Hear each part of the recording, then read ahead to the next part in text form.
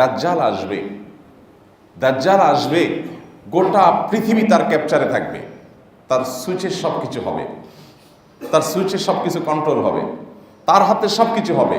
সে যাকে দিবে সে খাবে, যাকে দিবে না সে খাবে না। সে বাঁচাবে, সে মারবে, মরা মানুষকে জীবিত করে ফেলবে, জীবিত মানুষকে মেরে ফেলবে। এসব মিরাকল এখন সায়েন্স আর টেকনোলজি কি করছে, কদ্দুর আপনারা অবাক করছে, সে আরো বেশি করবে, সেই দিকে যাচ্ছে পৃথিবী।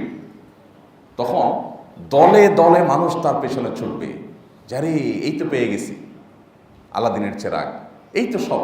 এবং সে বলবে, তোমরা আল্লাহর নাম শুনে আসছো না সারা জীবন, আমি সে আল্লাহ, দেখো আমার কাছে সব। তখন দলে দলে মানুষ তার পেছনে চলে যাবে, খুব বেশি সংখ্যক মানুষ বাঁচতে পারবে না।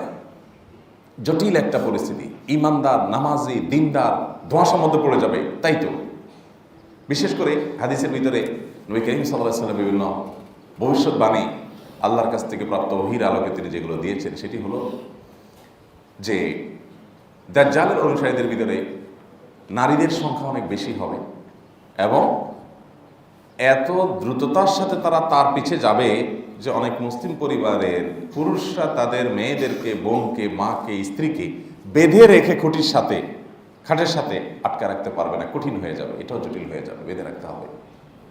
এরকমভাবে মানুষ ছুটবে ছুটবে ছুটবে। ভাইরা আমার, এই সময়গুলো আসবে, পরিস্থিতি এমন হবে। নবী করিম সাল্লাল্লাহু আলাইহি সাল্লাম এবং তিনি একা না, যত নবী পৃথিবীতে এসেছেন সকল নবীরা হাজার হাজার হাজার হাজার বছর ধরে এই কথাগুলো বলে আসছেন।